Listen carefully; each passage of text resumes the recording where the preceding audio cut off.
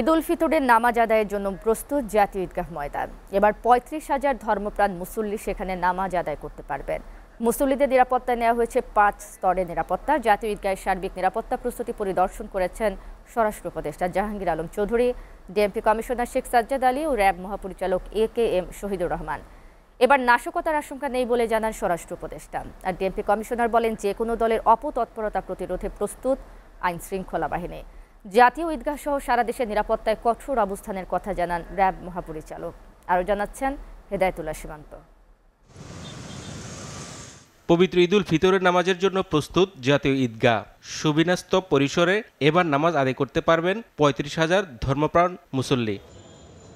জাতীয় ঈদগাহে প্রধান ঈদ জামাতের নিরাপত্তা ব্যবস্থা দেখতে এসে ডিএমপি কমিশনার বলেন, কেউ যদি অপতৎপরতা আর নাশকতা চালাতে চায় তা মোকাবেলায় প্রস্তুত ডিএমপি।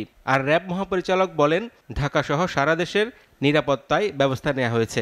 আমরা সবসময় সতর্ক আছি, বিশেষ করে আওয়ামী লীগ না নিষিদ্ধ ঘোষিত যে সমস্ত দল আছে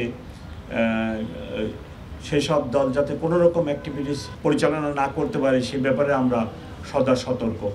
কেন্দ্রীয় ঈদগাহ সহ সারা দেশে অনেক বড় বড় ঈদের জামাত হবে এবং সেখানে বিপুল সংখ্যক মুসল্লি সমাগম হবে।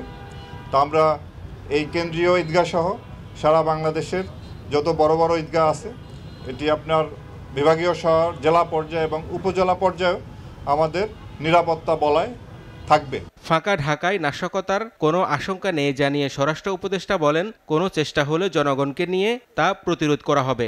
দেশের বাইরের অপতৎপরতার বিরুদ্ধেও তৎপর সরকার। গুঞ্জন সবসময় গুঞ্জনই থাকে।